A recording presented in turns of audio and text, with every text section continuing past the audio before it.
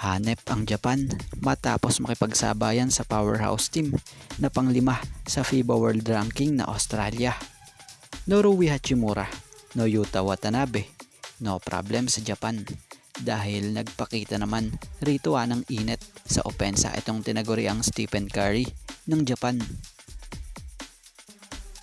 So laban ng Japan na pang 26 sa FIBA World Ranking kontra dito sa dumayong Australia na panglima sa world ranking sa kanilang tune-up game dito bilang paghahanda na rin sa Olympics.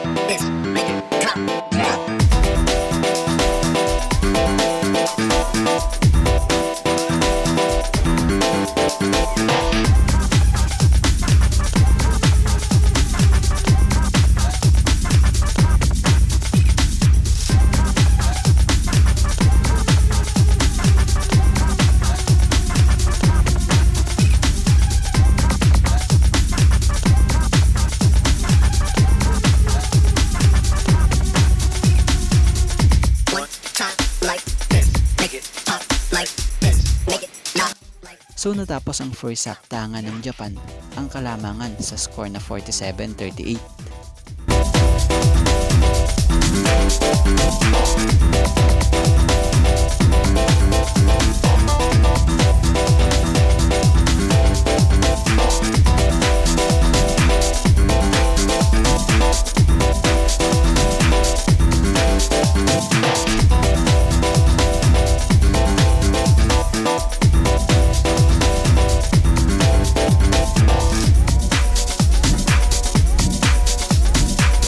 Natapos ang laro, bagamat ginawa ng Japan na ipakita ang kanilang pinakamatitinding depensa at opensa, kinapos lang ng kaunti.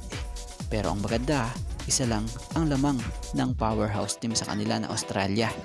Kaya sa huli, kahit talo ang Japan, masaya pa rin sila sa naging resulta ng laban nila kontra Australia dahil nakita na nila na kaya rin nilang sumabay sa gaya ng Australia na team.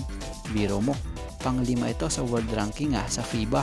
So bagamat di ito yung pinanglaban on ng nakaraang World Cup, pero iba pa rin to, malakas na team pa rin to Australia to So ibig sabihin lang nito na maganda ang nagiging improvement din ng national team ng Japan.